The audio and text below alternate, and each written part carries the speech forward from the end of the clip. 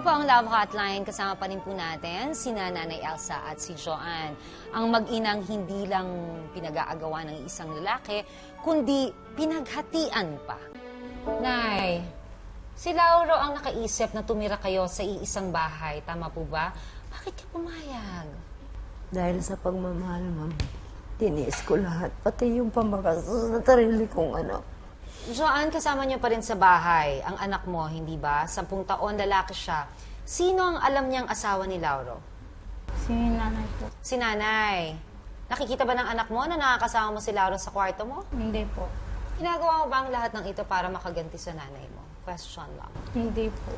Joanne, hindi ka namin matutulungan kung hindi ka magsasabi ng totoo. May tampo ka ba sa nanay mo? Wala po. Wala. Eh, bakit mo nagagawa sa nanay mo to? Kasi nanay mo, hindi mo siya kaibigan niya. Hindi mo kayang gawin sa kaibigan mo sa nanay mo pa or sa kapatid mo.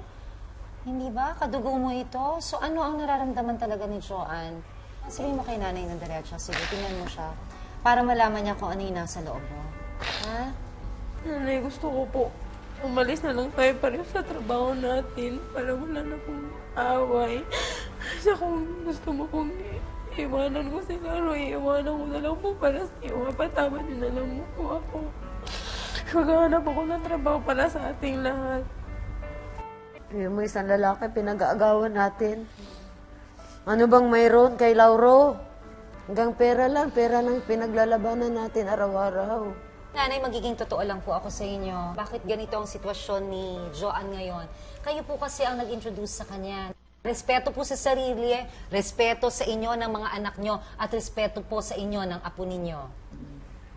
Ikaw naman, anak, Joanne, respetong hinihingi ng nanay mo, ikaw nirespeto mo ba ang sarili mo? Paano na lang yan? Hindi mo nirerespeto si nanay. Ano na lang paglaki ng anak mo? Tingin mo, rerespetuhin ka rin niya kung ipagpapatuloy mo ang ganitong klaseng sitwasyon sa buhay mo. Sige, ang gusto ni Joanne, tumigil na si nanay sa kanyang trabaho. Mabubuo pa kaya ang pamilya nila? Mag-ina, magkahati, sino ang dapat magparaya? Ang mga desisyon po ni Nanay Elsa at ni Joanne sa pagbabalik po ng Love Hotline. Ay, ikaw! Ang mga artistang gumanap sa inyong tunay na kwento, may gusto rin pong ipayo sa inyo. Cliché man sabihin na blood is thicker than water, pero yun talaga yung dapat na ginagawa natin. Fresh start with your daughter. Marami kang pwedeng pasukin na maganda rin trabaho. Alam kong kaya natin yan. So, keep praying. So ito ngayon, no, sabihin nyo at ipaliwanag na sa isa't isa ang desisyon ninyo. Joanne, ano ba ang gusto mong mangyari? Kausapin mo si nanay. Sorry po sa mga nagawa ko sa iyo. Para po bumalik ang tiwala mo sa akin. Iwanan ko na lang po si Lauro. Sa total, hindi ko naman siya mahal. Mas mahalaga pa rin po kayo sa akin. Dahil pamilya ko kayo. Sana po mapatawad niyo lang po ako. Patatawarin kita, nak, kasi tao lang naman tayo pareho. Parehas lang tayong nagkamali. Kailan kayo huling nagyakap mag-ina? Matagal na po. Gusto mo bang mayakap ang nanay mo? Sige. Nay? Sige. Mapatawad niyo po ako. Tawarin mo rin ako, nak. Mula ngayon, magbago na tayo pareho.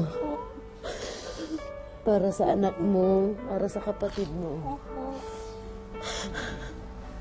At bumalik ka na sa bahay. Opo. Para mabuo ulit tayo.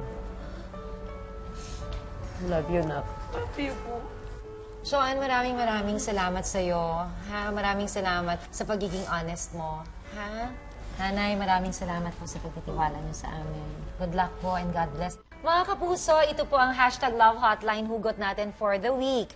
Hindi lahat nabibili po ng pera, tulad ng pagmamahal at isang masayang pamilya. Magkita-kita po tayo ulit next Friday dito lang po sa takbuhan ng mga sawi at may pinagdadaanan ang Love Hotline. Ako po si Jean Garcia. Happy weekend po, mga kapuso.